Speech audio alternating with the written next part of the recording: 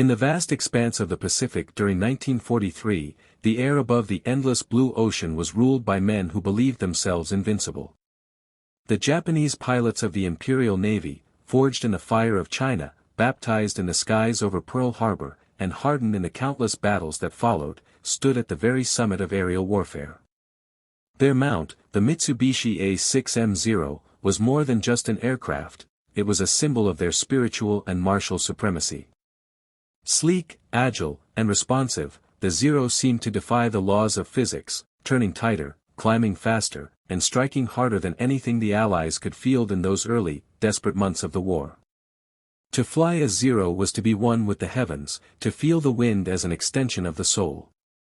Pilots like Saburo Sakai and Hiroyoshi Nishizawa were seen as living legends, warriors touched by divinity, guardians of an empire that believed its destiny was written in the sky. When American intelligence began whispering rumors of a new naval fighter being built by the Grumman Aircraft Engineering Corporation, the Japanese laughed. They dismissed the reports as Western propaganda or wishful thinking.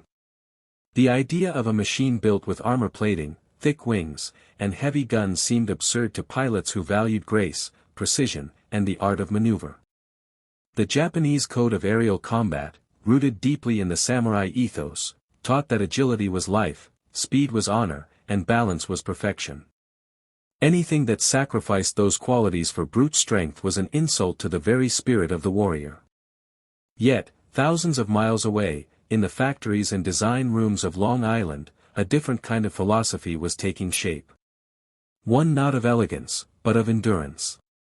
Not of divine inspiration, but of calculation, production, and cold efficiency. The man behind this new American fighter was Leroy Grumman, a mechanical genius whose vision reflected the industrial heart of the United States. Grumman understood that the Pacific War was not a contest of acrobatics, it was a contest of survival. Pilots were not demigods, they were human beings of flesh and bone, who could be trained, replaced, and protected. Every time a Zero claimed a kill, Japan lost a man it could never truly replace. Every time an American pilot went down, the U.S. Navy lost a valuable asset, but one that could be replaced by an entire system of training, logistics, and industrial power. Grumman's aircraft would not be designed to dance. It would be designed to fight, to absorb punishment, to keep flying when everything around it burned. The Grumman F6F Hellcat was not born in the clouds, it was forged in the factories of an industrial nation that had learned the brutal logic of modern war. The first Hellcat rolled off the production line in 1942, and from the moment it touched the tarmac, it embodied everything the Zero was not. Its fuselage was thick, its radial engine massive, its armor heavy, and its silhouette intimidating. To the Japanese, it looked clumsy, almost primitive. But appearances can be deceiving. Beneath its steel skin, the Hellcat carried the heart of a predator. Its 2,000 horsepower Pratt & Whitney R2800 double Wasp engine gave it speed and power unmatched by any Japanese aircraft. Its 6.50 caliber Browning machine guns could shred metal and flesh alike with merciless precision. And its rugged design meant it could take hits, lose cylinders, leak oil, and still bring its pilot home. The Hellcat's wings were engineered to fold neatly for carrier storage, its cockpit armor to protect the man inside, its canopy wide for unparalleled visibility. It was not a work of art. It was a weapon of survival. By the time the Hellcat entered combat in 1943, the balance of the air war was shifting, though few realized it yet. The U.S. Navy, bloodied but not broken, had learned from its early defeats. The lessons of Coral Sea and Midway had reshaped its tactics, its pilots, and its machines. The Hellcat was the physical embodiment of those lessons, a synthesis of experience and industrial might. The Americans had come to understand that the key to victory was not in individual heroics but in overwhelming force, coordination, and adaptability. They were no longer sending untested pilots into the teeth of Japanese superiority. They were sending disciplined, trained, and relentless aviators who understood that dogfighting was not about grace, it was about advantage. As the Hellcats first met the Zeros over the Pacific, the skies became a proving ground for two philosophies of war. On one side, the the Japanese clung to the belief that courage and mastery could overcome any obstacle. On the other, the Americans trusted in numbers, machines, and relentless adaptation. The encounters were brutal and swift. The first reports from combat squadrons began to filter back to command carriers like the USS Essex and USS Yorktown. The Hellcat was not only surviving, it was dominating. Pilots who once trembled at the sight of a Zero were now fighting with confidence, using altitude, energy, and teamwork to turn the tables. The tactics of energy fighting, climbing for height, diving with power, and attacking from above, became the gospel of Hellcat pilots. They did not attempt to turn with the Zero. They struck with momentum, used gravity as a weapon, and withdrew before the enemy could react. The term boom and zoom became the very definition of Hellcat combat philosophy. American pilots learned to use their aircraft's weight and horsepower to control the engagement, forcing the Zeros into defensive maneuvers that drained their energy. Every dive was a hammer blow, every climb a shield. The Hellcat transformed air combat from an art into an equation. To the Japanese, it was a nightmare. Their once invincible Zero, a machine that had terrorized the Pacific, was now being hunted in its own element. Pilots who had once seen themselves as celestial warriors now found themselves trapped in mortal machines, outmatched and outgunned. The very strengths of the Zero, its lightness, its agility, its lack of armor, became its weaknesses. A single burst from a Hellcat could tear it apart, and while a Zero could twist through the air like a dancer, it could not survive a fight it could not control. The legend of invincibility began to crack, one dogfight at a time. In the ready rooms of American carriers, young men who had grown up during the Great Depression now sat with quiet determination, studying maps, learning maneuvers, memorizing attack patterns. They knew the odds were changing. The Hellcat gave them something their predecessors had lacked: confidence. Confidence that their machine could take punishment. Confidence that they could survive. For the first time in the Pacific War, American pilots were not merely enduring the fight, they were mastering it. The Hellcat's forgiving handling and stable flight characteristics allowed even inexperienced pilots to perform with lethal effectiveness. It was said that the plane could make an average pilot good and a good pilot great. By late 1943, the results spoke for themselves. Squadron after squadron reported overwhelming success. The kill ratio, once heavily in favor of Japan, began to tilt dramatically toward the United States. The Hellcat had become the Navy's backbone, its primary fighter, and its symbol of air superiority.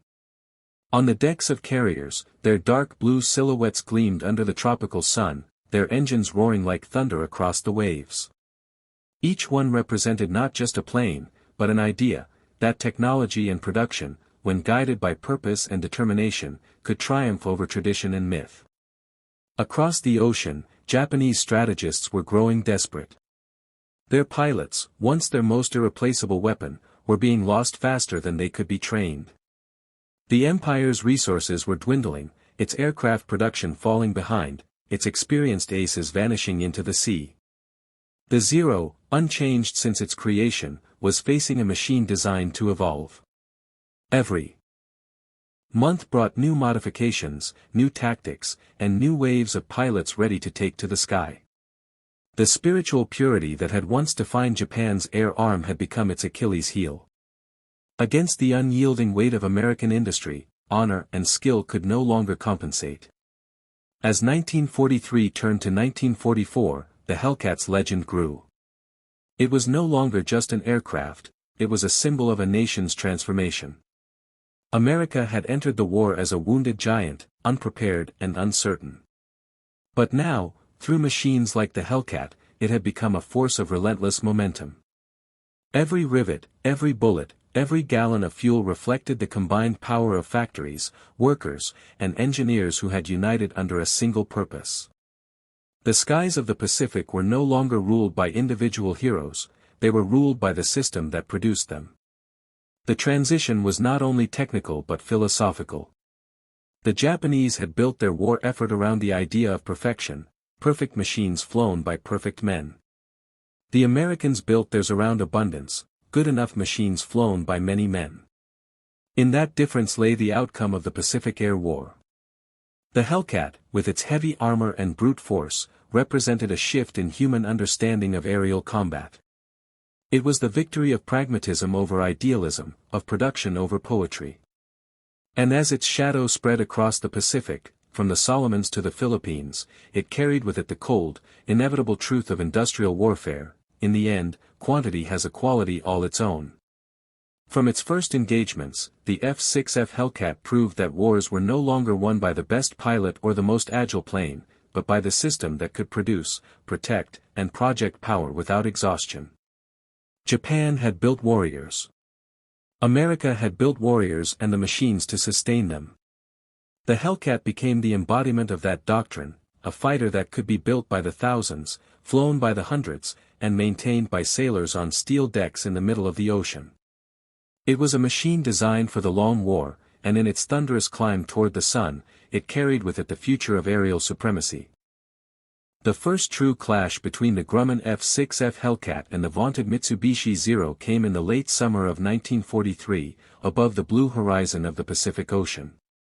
It began quietly, almost without ceremony, as American carrier task forces pushed deeper into enemy-held waters. The U.S. Navy, freshly armed with its new weapon, was ready to test the machine that had been built not from dreams but from hard-won lessons. The Japanese, meanwhile, still believed that their Zero could turn circles around any opponent, that skill and discipline would always triumph over brute strength. But when the two forces met in the humid skies over the Pacific, that illusion began to die. The first reports came from the Solomon Islands, where the Hellcats of Fighter Squadron VF-9, launched from the deck of USS Essex, encountered a formation of Zeros escorting Japanese bombers. The clash was sudden and violent. The Japanese pilots dove with confidence, expecting another easy kill, another heavy, sluggish American machine that would crumble under the graceful precision of the Zero's maneuvers. But as they closed in, something unexpected happened. The Hellcats did not turn to meet them. Instead, they climbed sharply, gaining altitude, and then dove down with staggering speed, their massive engines howling through the tropical air. The first burst of .50 caliber fire ripped through the Japanese formation like lightning. 2 Zeros disintegrated before the rest could even react. The surviving pilots pulled into desperate evasive roles, but the Hellcats were already climbing again, turning the fight into a deadly vertical dance that the Zero could not sustain. From that day forward, the Japanese pilots began to understand what they were truly facing. The Hellcat was not a simple replacement for the Wildcat, it was something altogether new. Its speed and dive rate were beyond anything the Zero could match. When the Americans dove, the Zeros followed, and their wings began to tear apart under the stress. The lightweight frames that had once given them unmatched agility now betrayed them. The Hellcat could outclimb, outdive, and outlast the Zero in every measurable way that mattered. Only in tight, horizontal turns did the Zero still hold an advantage, but that advantage was fading with every engagement as American pilots learned never to play by the enemy's rules. By the fall of 1943, the skies over the Central Pacific had become a testing ground for the new age of warfare. The Americans were no longer improvising. They had developed tactics built around the strengths of their machines and the weaknesses of their enemy. Hellcat pilots learned to attack in pairs, to work in formations that amplified their power, and to strike with calculated aggression. They used radar to detect incoming raids long before visual contact, allowing them to position themselves at higher altitude. Once the enemy was in range, they struck like hawks, diving from the sun, releasing torrents of gunfire. And then pulling away before the Zero could even respond. The days of one-on-one duels were over. The era of systematic aerial warfare had begun. For the Japanese, these new realities were devastating. The once proud Zero squadrons were being shredded in combat after combat. Pilots who had survived since the earliest days of the war were being lost in a matter of weeks. The veterans who had once mocked the idea of American machines now whispered of the Blue Demon, a beast that rose from the clouds, struck with thunder, and vanished before they could retaliate. Saburo Sakai, one of Japan's most celebrated aces, would later admit that the first time he faced the Hellcat, he realized the war in the air was lost. No matter how skilled the pilot, no matter how noble the spirit, there was no victory to be found against such overwhelming force. The difference lay not only in the machines but in the men behind them. Japanese pilots had been trained in the pre-war era, when aviation was seen as a calling of spiritual purity. They underwent brutal, almost monastic training, designed to strip away individuality and create warriors who fought with absolute devotion. But that process was long and costly, producing only a handful of elite pilots. When war consumed the Pacific, Japan found itself unable to replace its losses. By contrast, the United States had built an industrial and logistical system capable of producing not just planes but pilots in staggering numbers. The Navy's training programs, spread across the mainland, could turn out hundreds of new aviators each month, each one equipped with advanced flight hours, simulator practice, and tactical knowledge. The Hellcat was designed to accommodate this reality. It was forgiving, resilient, and simple to fly. It did not demand perfection. It demanded persistence.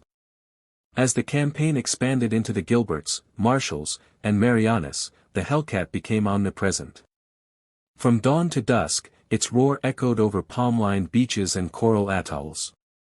American carriers, now operating in massive task forces, launched entire squadrons at once, creating skies filled with blue machines that moved like a living storm. Wherever Japanese aircraft appeared, they were met with devastating efficiency. The kill ratios began to climb to astonishing levels, sometimes 10-1, sometimes 15-1. And then, in certain engagements, like those off Truk Lagoon and the Philippine Sea, the ratio would become almost unthinkable, 19-1. The Great Marianas Turkey Shoot, as it would later be called, marked the absolute turning point of the Pacific Air War.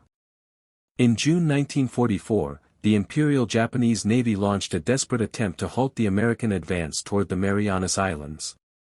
Nearly 500 Japanese aircraft took off from their carriers and island bases, intent on destroying the U.S. fleet. What they encountered instead was an aerial massacre. The Hellcats, guided by radar intercept control and coordinated through disciplined tactics, tore into the attacking waves with brutal precision. One by one, the Zeros fell from the sky, trailing smoke and fire into the sea below.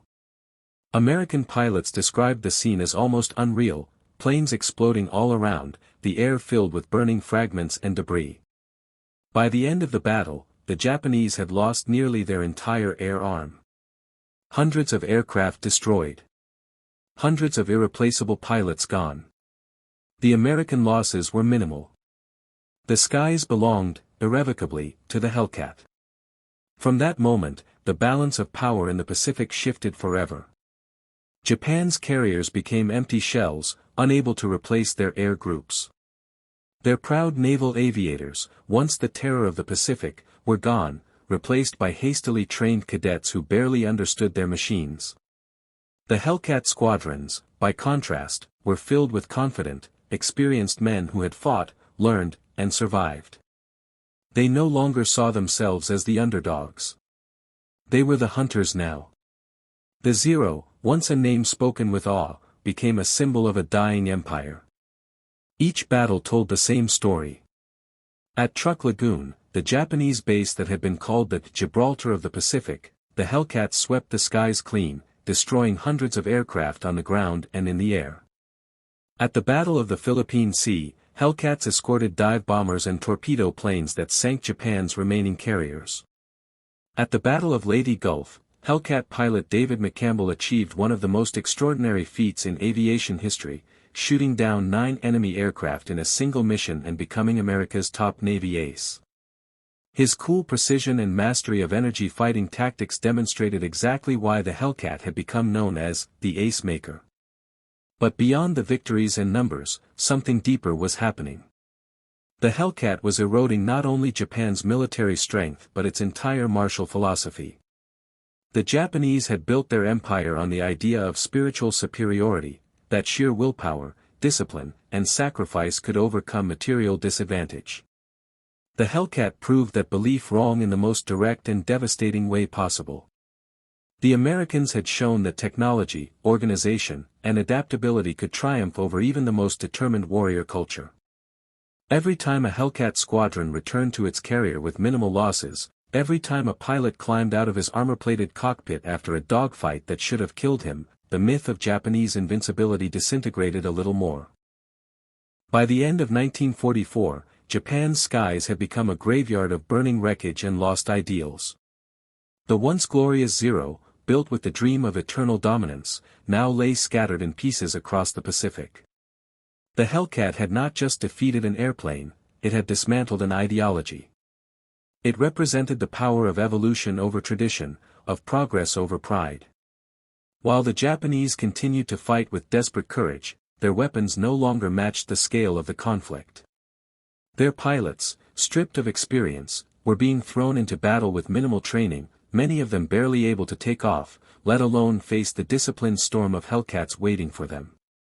As the Americans moved closer to Japan, island by island, the Hellcat continued to dominate the skies. It supported invasions, protected fleets, and intercepted suicide attacks with unrelenting efficiency. Even the emergence of the kamikaze threat, a weapon born of despair, could not blunt its supremacy. The Hellcat, heavy and durable, was able to withstand near misses and shrapnel impacts that would have destroyed lesser planes. Its pilots adapted once again, learning to intercept suicide planes before they could reach their targets, forming a living shield above the fleet. The aircraft that had been mocked as too heavy, too slow, and too industrial had become the savior of the Pacific. From the jungles of the Solomons to the coral reefs of Okinawa, the roar of the Hellcat became the anthem of Allied air power. Every mission it flew brought Japan one step closer to defeat. Every victory it achieved pushed the boundaries of what modern warfare had become. The war that had begun with the elegance of the Zero ended with the thunder of the Hellcat, a machine that embodied not grace, but dominance. In its shadow, the world witnessed the dawn of a new era, where technology and production determined the fate of nations, and where the spirit of the warrior was forever changed by the power of the machine.